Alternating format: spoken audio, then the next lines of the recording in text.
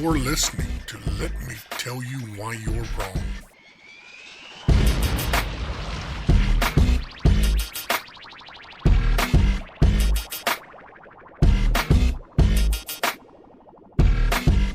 Welcome to episode 191 of the Let Me Tell You Why You're Wrong podcast. I'm Dave Roberts.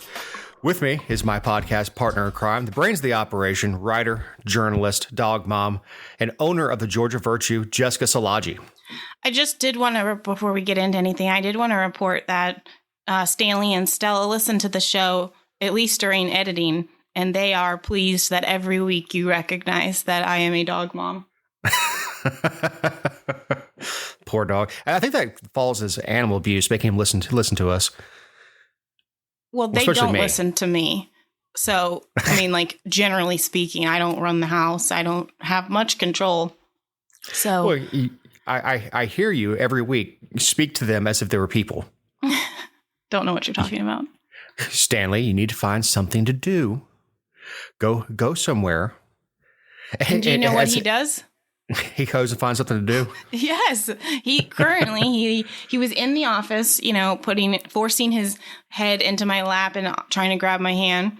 And I told him it was time to go do something. And he's in the living room enjoying a bone. There you go. So it's all about reasoning and speaking to them, like, with respect. With respect. Yeah. I mean, there's occasional sit down. Yeah. And then you feel bad and apologize. For sure. Speaking of feeling bad, 7 years of prison time for Jim Beck. So you were wrong. You said he wouldn't spend a day in prison. Yeah, I didn't think so. This is way more time than I thought he was going to get. Oh, yeah. His attorneys asked for 5. The prosecutors asked for 10, and judge went right down the middle. The judge received 85 letters encouraging him to show mercy to Beck, attesting to his good works, Christian faith, and love for his family. I want to know who those 85 people are.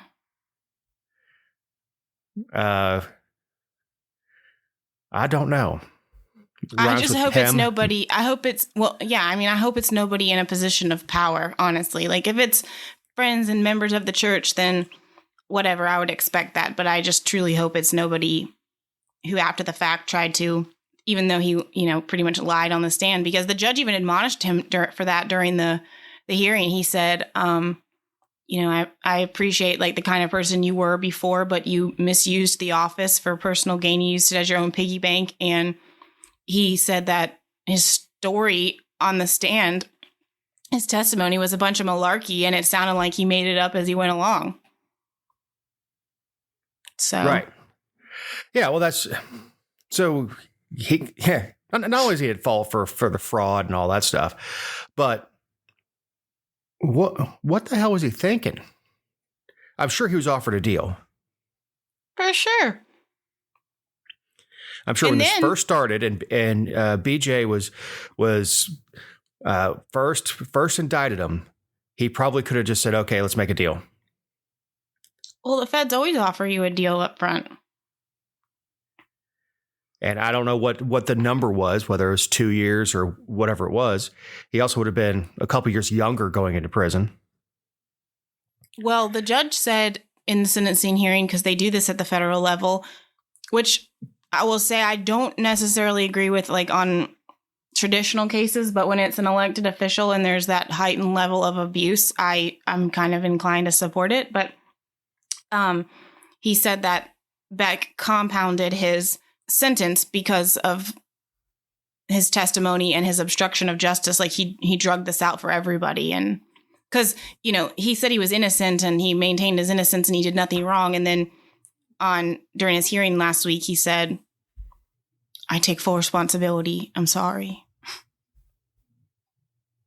You're only sorry because you got caught, and you're only sorry because the jury found you guilty, and you're only sorry because now you're facing the music. Well, and the good Christian part is, like, I must have missed that part of the Bible where Jesus said, defraud the insurance companies because screw them. Mm-hmm.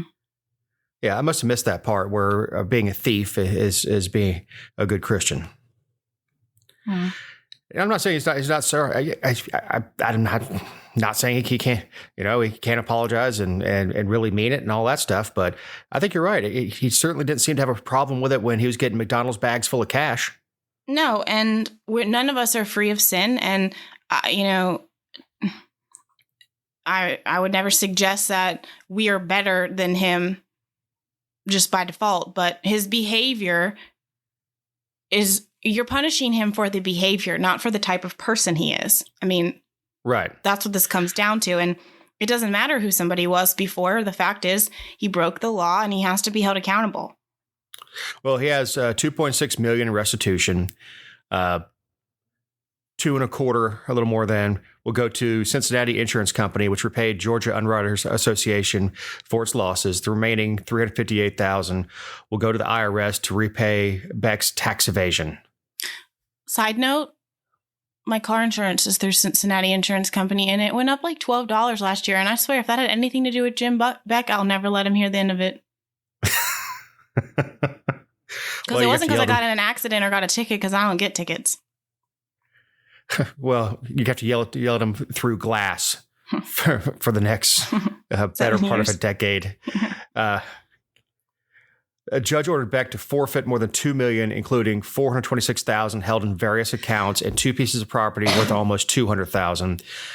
The money may be applied to the restitution he owes. Yeah, that part really ticked me off. I feel like it shouldn't be subject. I mean, absolutely, the insurance company and the IRS should be paid first. I mean, like if you're ordered through part of your sentence, it shouldn't be a subjective thing that maybe that money and those resources go towards what you are ordered to pay.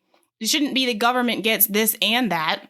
The government gets this first, and whatever is left over, then do with it what you may, because he used it in the course of, his the commission of a felony. But so, yeah, he's not even in prison yet either. Which most of the time when you get sentenced, they're like, okay, especially because he was convicted 2 or 3 weeks ago, and then he had to come back for sentencing, which is how the feds do it. But they usually tell you to be prepared to go to prison, but not Jim. He doesn't have to go till December. And I swear to goodness, it better not be like after Christmas. It better be before. No mercy. He's still gonna miss Christmas. 7 Christmases. Whatever. I don't care. I want him to miss this Christmas, Dave. Okay. Jessica's out for blood. Justice delayed is justice denied. Serve it up now. Yeah, I mean, certainly if it was in state court, after you get your sentence, you're taken away. You don't get to go home and hire some prison consultant. New motions filed in the DA Mark Jones case. Mark. First of all, hold on. What is Mark short for? Marcus? Oh, duh. Okay, go ahead. Sometimes it's just Mark. No one's birth certificate just says Mark.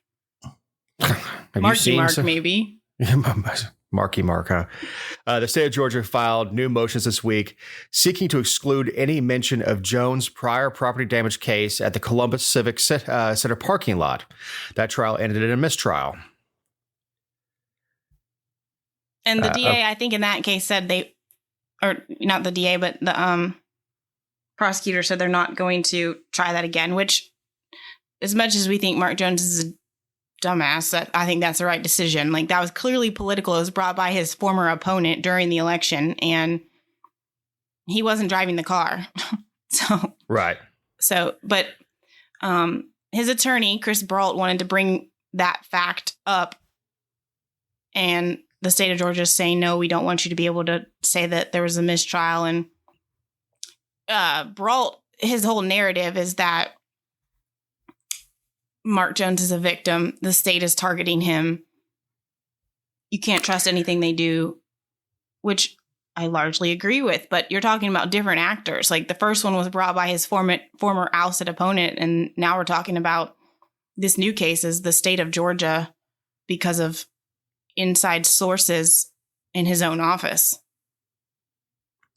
Right. Hey, look, it's not a bad defense. You know, it's not. You're going to have one anti-statist out of 12. Well, all you have to do is convince the jury that the state as a whole is not trustworthy, which is very easy to do. Yeah.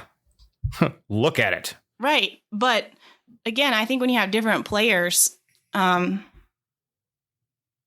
where you're going to be. Right. So yeah. Oh, yeah. His statement is interesting. It's very interesting to me. It said the cases against D.A. Jones are without merit. Because of that, the authorities are doing everything they can to attack the character of Mr. Jones. There's an old saying in the law, if you can't attack the case, then attack the person. So that's what's going on here. They know the cases are weak on the merits, so they are doing everything they can to tarnish Mr. Jones's reputation as a person. And let's not forget, it was only 3 weeks ago that the same authorities were laughed out of the court after coaching witnesses who gave false testimony and perjured themselves. So I would take everything these people say with a grain of salt. Well, I mean, it's a strong defense. It is. I don't. Of course, you know, I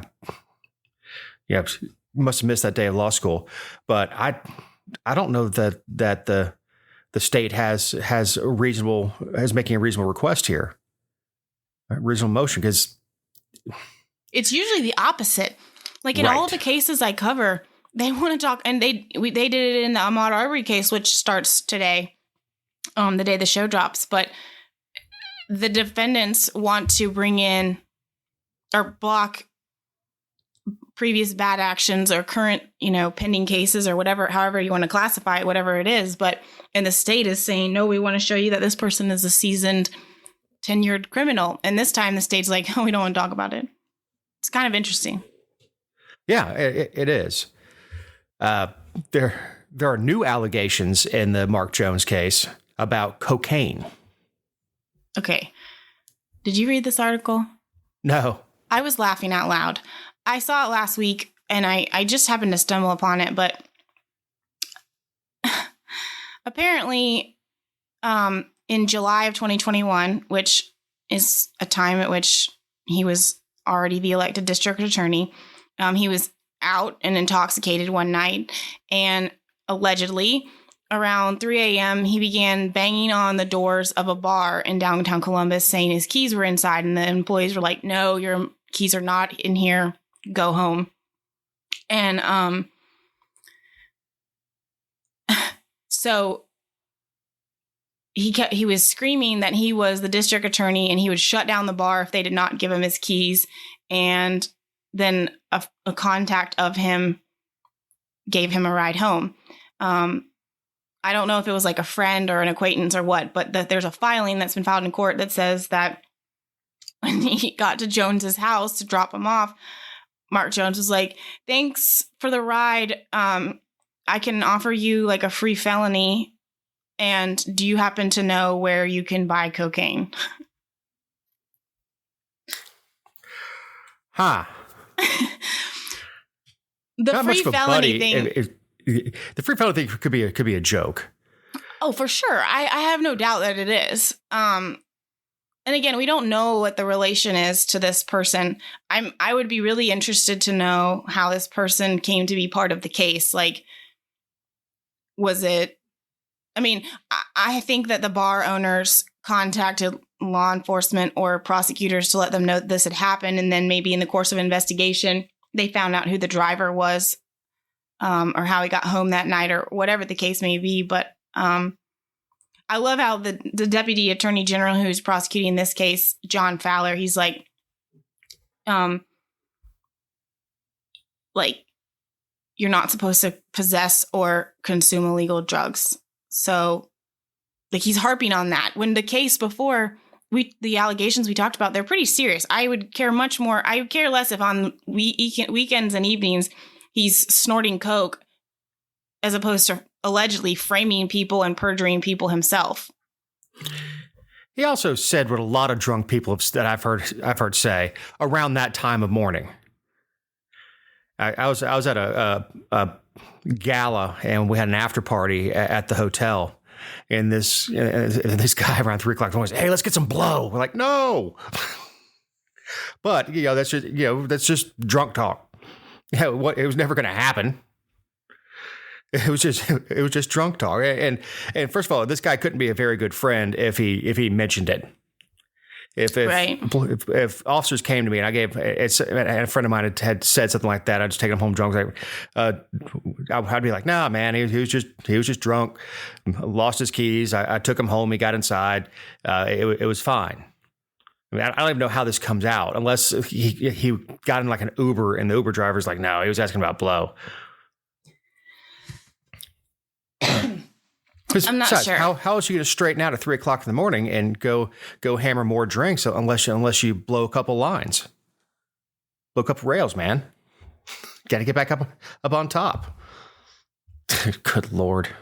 Okay, but so it's also poisoning the jury pool a little bit with the stuff coming out.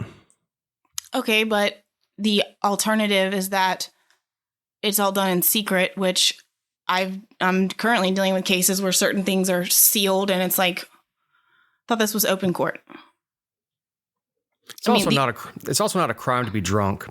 It's not a crime to mention illegal drugs. No, it's certainly not. But I think that if he did, in fact, and again, we're saying that, I mean, I don't think this is the most egregious thing. I'm trying to say where I think the state is coming from in this, which is, if he was more serious, or the person interpreted it as being serious, that he offered the free felony coupon type thing, then they're showing that he routinely abuses his office, because what they're trying to do is establish a pattern. And I'm looking at the motions right here, and it says that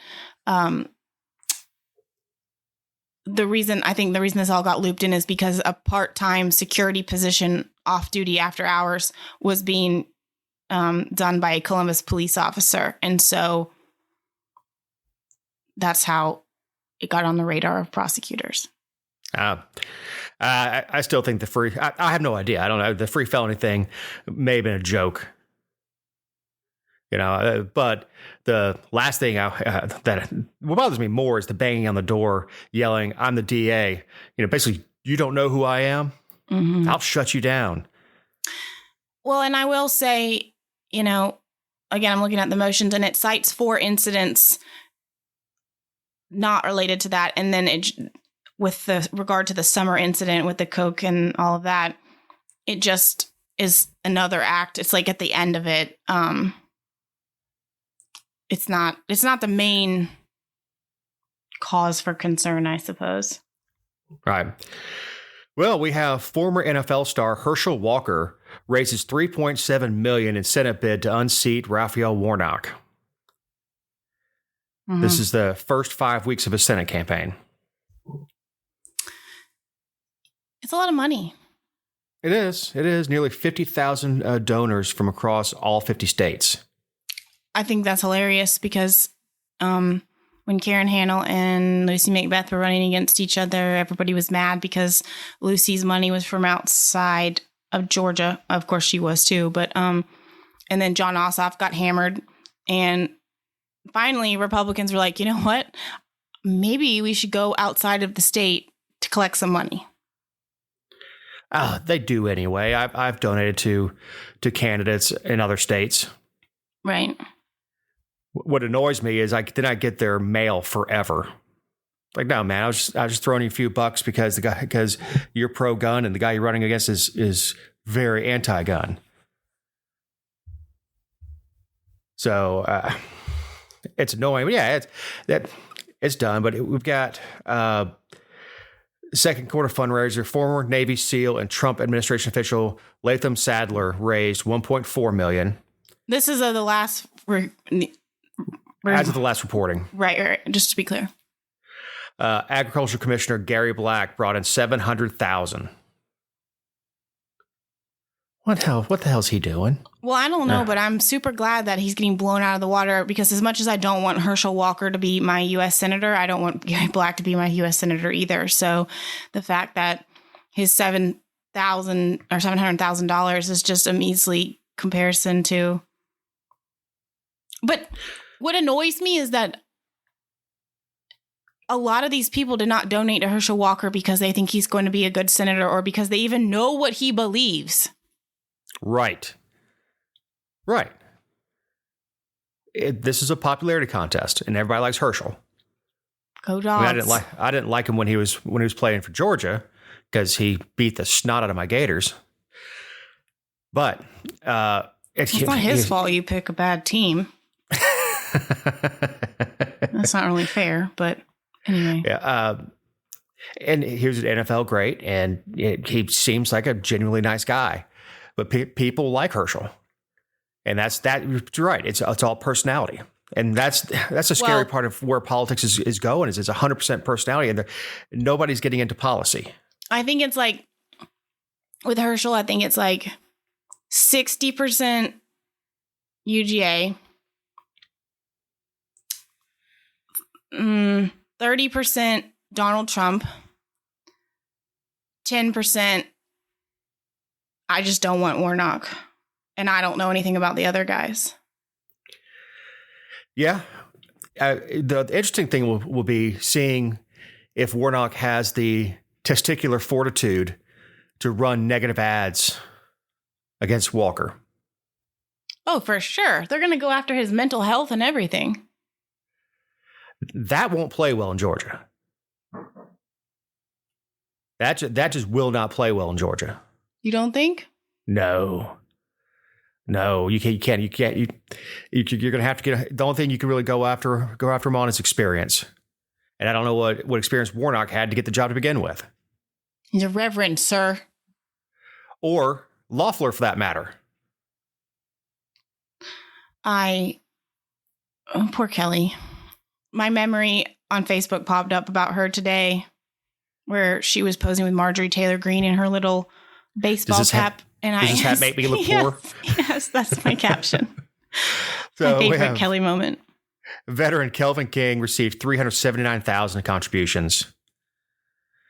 Warnock, $6 million in contributions, and had 10.5 in the bank. And that's not, we don't even know how much he raised as of recording. We don't know how much he raised in the third quarter. And so that's almost $17 million. Oh, that's a lot of money. Well, once Herschel gets through the primary, there'll be RNC money that comes in. Well, sure, but I don't know. So that it's not really fair to compare somebody who just ramped up their campaign to somebody who's already had DNC money rolling in and has reserves from last campaign. Of course not, but you got to know how much you're up against. I mean, $700,000 ain't going to cut it. And I mean, as much as I hate to say it, and I hate that it's the truth, if Kelvin King were to make it through the primary and be the winner as opposed to Herschel, he's not going to get as much money from around the country and from PACs and other things because he just doesn't have that name recognition. And I mean, none of them have experience, but they're just not going to get it. No, right. I mean, at this point, Kelvin King should take that $379 and hand it over to Herschel and step out. No, he should not. He should give it back to the donors and say, thank you, good night. But don't give it to Herschel. If I don't know, Gary Black's $700,000 won't do it. I mean, you're running against somebody who can afford statewide TV. Mm-hmm. And for the whole time. Right. And like I said, Warnock's going to have Warnock does the advantage Warnock has is he probably will not have to fight a primary. And if he does, it will be a sacrificial lamb. Right. And I will say this too, can't stand Warnock. Don't really like Ossoff. If I had to choose one to go, it would be Warnock for sure. But those two and their constituent services and their information through their campaigns is mind-blowing. Like, the number of I get multiple press releases a day from their offices just about what they're doing, where they were, what they talked about, who they met with, pictures, B-roll. And I've seen commercials on Hulu for them. I've heard commercials on the radio, not for re-election. Like, it's like, hey, did you know that this resource is available? Or and I'm not saying that that's appropriate, but they are way more visible, way more interactive. And when you send press releases out, I mean, of course, I don't just peddle their message and copy paste it, but when you send it out like Ossoff and Warnock secure funding for this group, or an Ossoff and Warnock deliver promise for this group, that's what people are hearing and seeing. And that's something that Republicans suck at. Yeah. Like, well, especially ours here in Georgia, because it was almost assumed that they would walk into re-election. Yeah. But especially Purdue. Purdue, for sure. But Purdue, he would, if he dropped a piece of legislation, he would put out a press release. And if he, Kelly Loeffler was quick to send out press releases about where she donated her salary and to what groups she gave it to and that kind of stuff. And what, she sent out a press release supporting or opposing every thing that was going on. Like, she, with the WNBA, because of her relationships to that, and the kneeling and Black Lives Matter and the protests and all this stuff. But it wasn't about what they were actually doing. And I can't, like I said, you will never see me cast a vote for either of those two guys, but you can't deny the way that they are reaching the population in different ways and constantly keeping people up to date, whether or not it's good government or whatever. People are going to say, well, he told me he did this, and they actually did. I mean, it's terrible, but they did. They did do it, and people know about it. And Republicans don't know how to do that. Right. Yeah. Well, you didn't hear about Purdue. I mean, you hardly ever heard anything from him. Like I said, he felt it was his seat. He had the family name, and that was going to be his reelection. Now, Loeffler tried. She just could never relate to people. Right. She's like an alien that landed on this planet, wondering how to relate to humans. But this is a good time to remind you that these are our opinions and not those of anyone not on the show, any respective company for which we may work, own, or otherwise associate ourselves with on a regular or irregular basis. Also, you can find other episodes and relevant stories over at thegeorgiavirtue.com. So, Jessica, the South rose again in Coosa. Yeah. I don't know what it is about high school teenagers and the Confederate flag. Because it was a thing when I was in middle school and high school. Like, there was a group of guys in Alpharetta like that just loved, they had an adoration for the Confederate flag, t-shirts, bumper stickers, and it was like their thing. And I'm not anti-Confederate flag. Like, I don't really care what you do with what you rise up over your house, what bumper stickers you have on your car, but I don't understand the obsession with it. Well, when I was in high school, the Confederate battle flag was still part of the Georgia flag. Well, did you know that the Georgia flag still has Confederate roots to it? I mean, it's not free of Confederate history. People just don't know their history. Georgia, I mean, it's part of Georgia. But anyway, a group of students at Coosa High School in Rome were filmed waving the Confederate flag and hurling racial slurs. They were. That's Floyd County, if people don't know. So, and I guess the homecoming week, they did it for Farm Day on the Spirit Day and they didn't face any repercussions. I'm not sure. I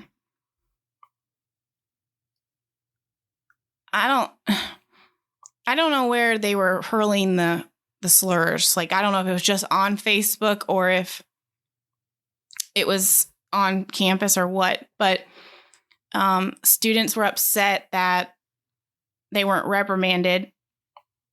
And so they planned a protest to bring awareness to the problem. And when they did that, the students who were planning to protest were suspended, and the students who were planning to protest happened to be Black. And so when the administration put out a statement, or said over the announcements and said, the administration is aware of tomorrow's planned protest. Police will be present here at the school. And if students insist on encouraging this kind of activity, they will be disciplined for encouraging unrest. And apparently 2 white students who were at the protest were not suspended, but they were supposedly as disruptive as the Black students. I don't know. Huh. It sounds like, I mean, we don't have all the information because we weren't there. There's a lot of moving parts to this, but it sounds to me like it was handled poorly regardless. Well, I don't know that carrying the rebel flag is against school policy. I'm sure the racial slurs would be covered under the student discipline. It depends on what they said. I didn't see exactly what they were considering racial slurs. I have no idea. If it was one of the organizers of the protester said, and this is, I mean, she wasn't even talking about the racial slurs. She said, I feel the Confederate flag should not be flown at all. It is a racist symbol and it makes me feel disrespected. And she told that to an Atlanta news station. And then another one said that the students are not allowed to wear Black Lives Matter apparel, but they were allowed to carry the flag. Well, I don't think they were carrying the flag in class. Like, they weren't marching down the hall with it. It was during homecoming week. I don't know. You're not exactly comparing apples to apples. Right. I don't know. I don't like I said, it wasn't a thing when I was in high school. Kids had Confederate jackets and stuff. So it just wasn't a thing. It wasn't. If someone had on the Confederate battle flag T-shirt, it just wasn't a thing. It just you went on your. They were just they were just rednecks. I mean, it's just the way it is. They were just country boys. That's what they wore. This is a lot over 4 kids out of the entire school. This is a large response to 4 kids. Mm-hmm. And it could have been handled very simply. With you take those 4 kids aside, say this is the slurs are unacceptable behavior. Give them detention a couple days or something like that. It seems like that would be a lot simpler. It would have handled the situation and have been done. I think it's important to note, though, that you're talking about school sanctioned activities of homecoming week and behavior that was in line with that. Whether the content was not acceptable is certainly a point of discussion, but a protest during school hours on school grounds is not school sanctioned. And I don't think that they were reprimanded and suspended for the content. They were suspended because they planned a protest during school hours, and that is disruptive. And that if they were doing this protest, that means they weren't where they were supposed to be. And so they were probably held accountable for that. Yeah, and look, schools have had walkouts for years. And usually school administration would let it happen for a certain period of time. All right, you've had your say. Everybody get back to class. Okay, everybody goes back to class. Mm-hmm. They felt like, students feel like they got their voices heard, and now it's time to go back to class, and you go back to class. It's no more disruptive than a fire drill. Mm-hmm. But I don't just to be understand. clear, the flags did not happen at school. Oh, wait, it did happen at school, and that disciplinary action had been taken. Well, there you go. That in a statement, but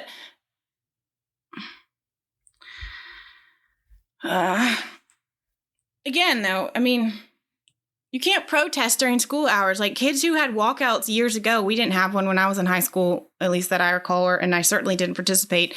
But you can't just like do that on school hours and not have any repercussions. Oh, we did it when I was in middle school. I can't remember what it was over. But most of our administrators were old hippies. So, they let it happen, and then was it over race? No. Okay. No. Well, there you go.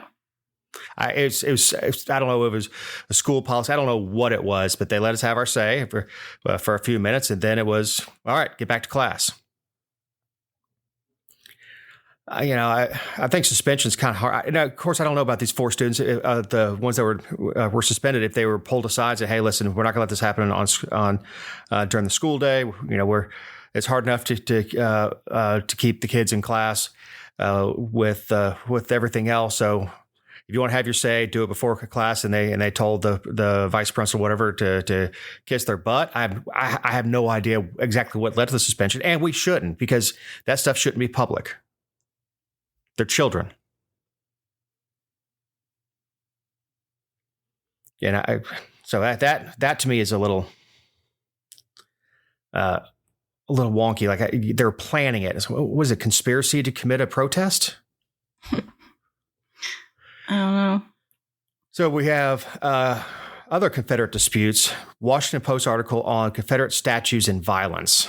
Yeah. So the same day that I saw this piece on Floyd County, there was a piece that came out talking about the connection between counties in the nation that have Confederate monuments and the amount of lynchings that occurred in those counties. And I thought it was really interesting. Like they said that as recently as 2015, 57% of Americans saw the Confederate flag as representing Southern pride more than they did racism.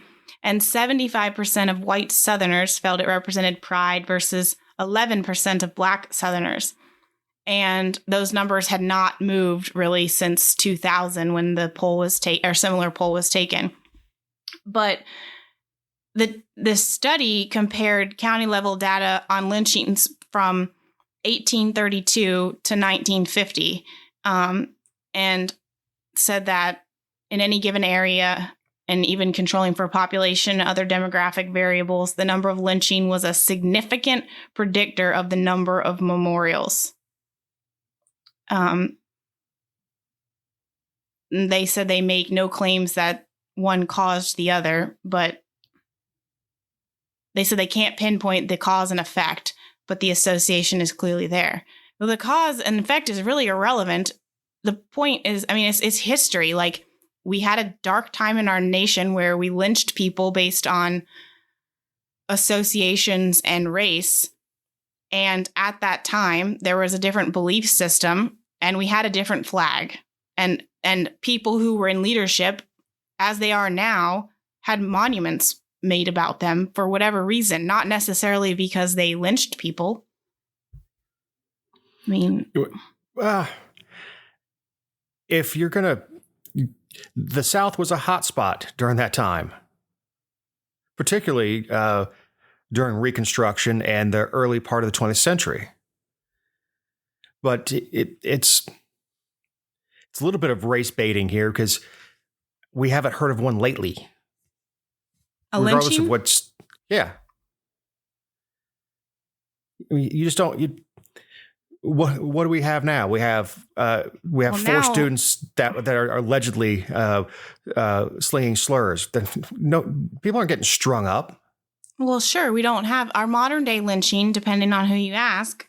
and if you followed the March to the Sea from Sylvania to Savannah, is the police.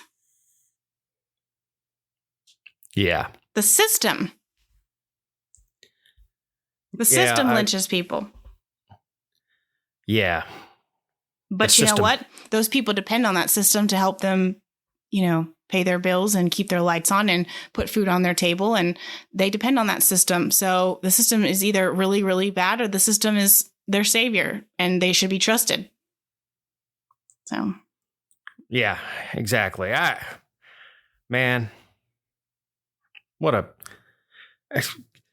You take power away from words when you misuse them. When you compare dragging somebody out of their home and stringing them up by a tree, compare that to, it was really uncool the way you handled that. It's 50,000 public monuments throughout the nation.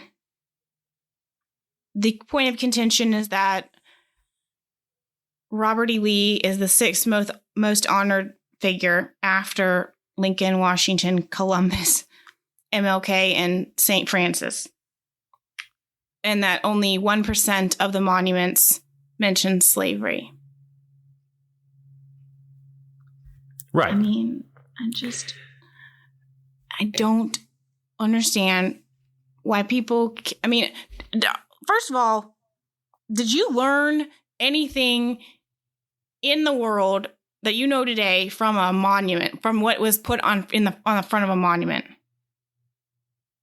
Oh, I'm sure, because I'm the nerd. I'll read the historical marker and. Well, of course you read it, but is that what you is that your go-to place for knowledge and the basis of your ideology? No, absolutely not. I don't care about the monuments one way or the other. I think using the cancel culture with taking down statues is absurd. I can't remember which state was removing a Jefferson. It may have been Virginia, which would be amazing. New York, removing a statue of Jefferson. Yeah, because he owned slaves.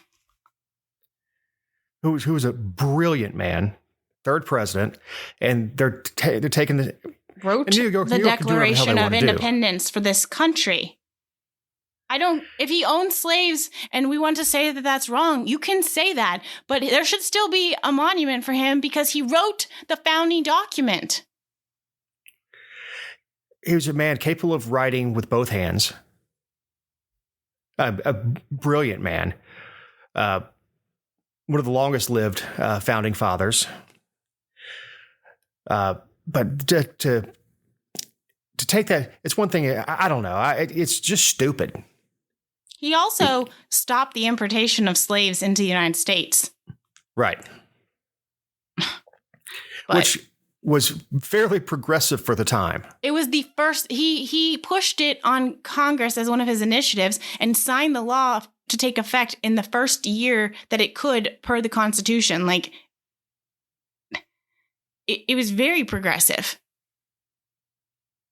And yes, slaves continued to have children and their children were brought up in slavery. And it obviously that was in 1806 and it carried on for many, many years after that. I'm not suggesting, but you can acknowledge that somebody did something that you don't like, but they had other accomplishments. Right. Absolutely. Most people. Yeah, most people with reason. So we have the supply chain crisis everyone is ignoring. We were talking about this before the show.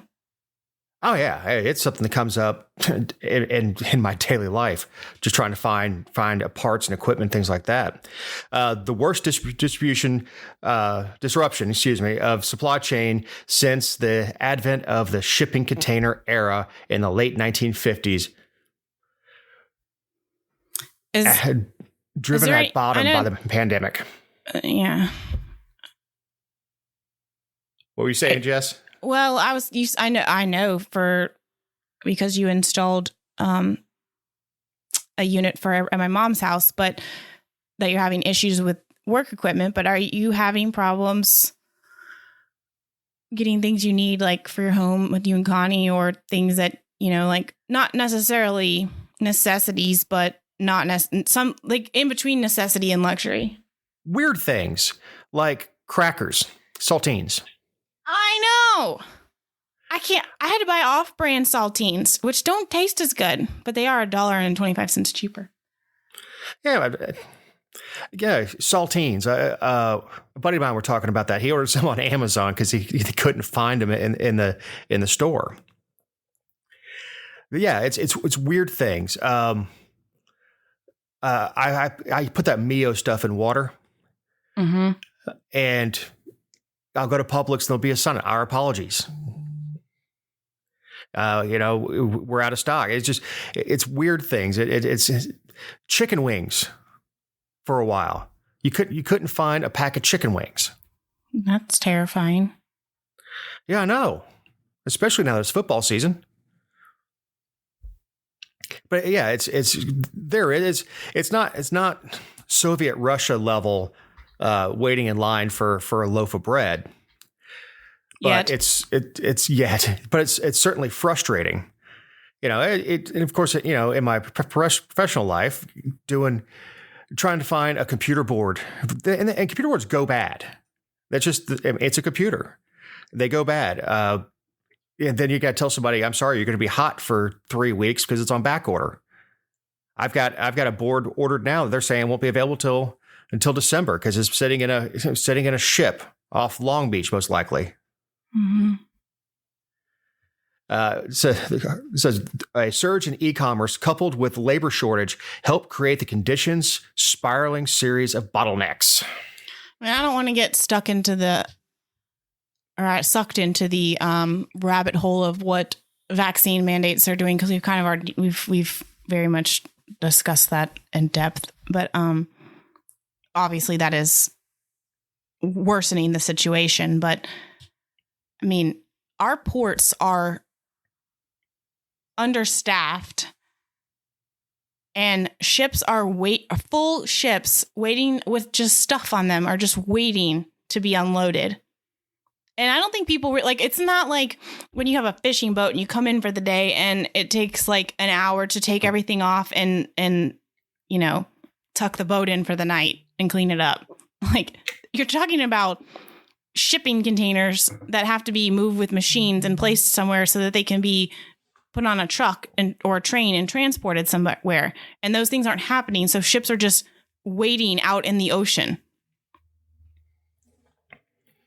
Right. And getting more expensive every day for those sailors. And the fuel they're burning. Because if they're sitting there, they're not making money. The company's not. I was going to ask about that with the money or the fuel, because obviously they're not just, I mean, they're not, it's not like a cruise ship when you can't get off a cruise ship and you have to circle the island for bad weather. You have to stay in a certain area. They're like actually just kind of idling in place because they have them staggered in a line for miles. Well, they're probably anchored. I was going to say, are they anchored? And then, but there's some stuff that has to keep running because if they're cold or, I mean, the elements. Well, they still have to run their generators. They still have to keep the lights on and stuff like that, and be able to run their kitchens. But when I see ships in Mobile Bay, there's what I call the quarantine line. As they're waiting for the pilot to come and bring the ships into port, there's a line of at least 3 that are almost always in the same place, 3-4 miles offshore.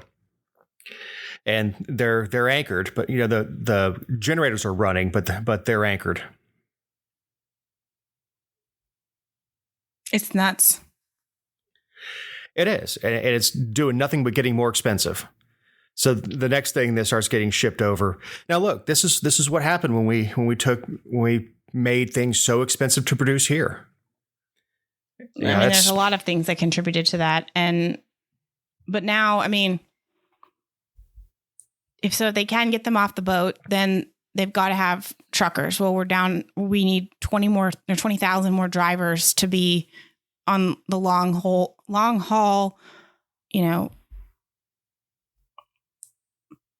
routes, I guess, to get things where they need to go. We need 20,000 drivers. Over the road truckers. Yeah. Yeah. And then stuff sits outside of warehouses because the warehouses they don't have people showing up. And then, I mean, that just trickles down. Like I was looking at refrigerators recently, and of course, you know, there's some in stock and there's some that can get here in a couple of days, but there are common standard refrigerators that are used in like, you know, stock homes when you buy a new house or something like that, that aren't available until February. And that's an estimate based on where we are right now. And the situation keeps getting worse. Oh, yeah, absolutely. Especially when you consider some of those container ships are bringing oil over that we're not producing in our country anymore. You know, we were damn near energy independent under the last administration. Mm-hmm.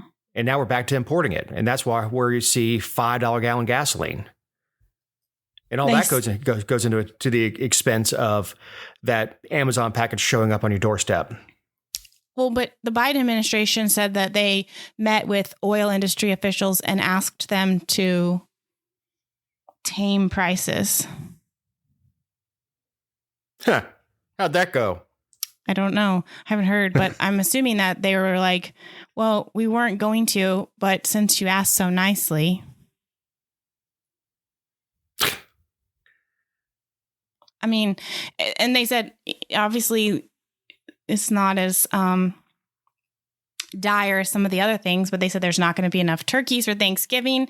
And now they said that, you know, Christmas is going to I love how they worded it. Like the fact that certain toys and technology and stuff is not going to be available for the Christmas season. That's going to overlap into 2022 and basically like get everyone's years off to a bad start. And my answer for that is like, if we didn't have children that were so freaking dependent on technology based toys and they still played outdoors and with like sticks and boxes and stuff, like maybe it wouldn't be devastating into the new year because they don't get the toy they want. But I digress. These companies are calling for political intervention because they want, you know, the federal government to do something and to send in the National Guard to help unload these ships and to do all these things. Well, the Biden administration appointed somebody on a 6-month contract back in August to at least get the ships into port and get things. That was in August. It's a 6-month contract. We're in October and it's still the worst it's ever been, and it continues to pile up. They've got 80 ships off the coast of California. 80. I think there's 55 off the coast of Georgia. Well, you know, as far as sending the National Guard in, longshoreman is a profession. It's not something you just say, all right, troop, guess what, you're running a crane today. I mean, the Guard does have truckers and does have mechanics. It does have, especially Air Guard has forklift operators and load specialists, but they're not longshoremen. Okay, but and you can't break it. It's not like this ship is full of toys and this ship is full of oil and this ship is full of food. But so you can't break it down. And I have no use for I don't want the National Guard unloading ships for industry. I mean, it's an asinine. The problem has been created by government. More government is not going to make it better. Right. It never has. Ever. I'm from the government. I'm here to help. Yeah, they're going to break both your legs and then give you a wheelchair. And people will be like, look, the government gave me a free wheelchair. Broke both my legs, but I'll be damned if they didn't give me a free wheelchair. I don't have any closing thoughts. You don't have any closing thoughts? No, I'm just mad. You can keep going though. No, but you know, we have the strikes that these unions are taking advantage of the situation here. John Deere, 10,000 employees. That's And they were offered a decent deal with their pay raises. But they feel, and they actually said this, they feel that they need to strike while the iron's hot. And, with these companies that are struggling with production, get it out and say, we'll shut production down if we don't get what we want. Well, and people are so shallow. They're like, well, I don't need a tractor. Well, neither do I. But, the person who cultivates your food does. And the people who pick cotton to put clothes on your back do. It doesn't take a rocket scientist to figure this out. Right. Yeah, the people that produce our food need those tractors. It's not just, Johnny Honum going down and getting a yard tractor to cut his grass. And you mentioned before the show, it's all the way down to parts. If a farmer needs to repair his equipment, if the manufacturer's not turning out parts, that's trouble. Because crops have to be harvested at certain times, have to be planted at certain times, and sometimes it's a narrow window because everything is dependent on weather. So if you leave crops in the field, they will rot. And for that farmer, that's devastating. And you will get farmers that lend each other equipment, and if this goes on too long, because everybody in the farming community looks out for each other. But it can't go on forever, and that is where we're at. Is that there's no end in sight, and people are only looking at do I care that the film industry is going to strike? Not really. But then when you think about the fact that when they're not working, they need more benefits, and they just need more, and then that's people not spending money, and I mean it's all related. It is, and we were talking before the show, and you made a good point that what the film industry people are complaining about is long hours, short breaks, but that's the industry you got into.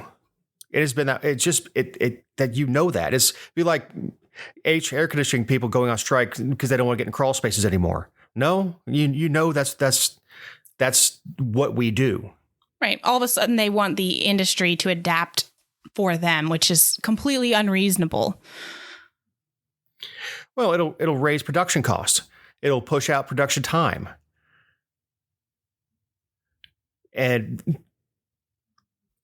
and some of the stars, I even saw not Seth Rogen, but the other Rogen, say, I back these people. They were nothing without our production crews.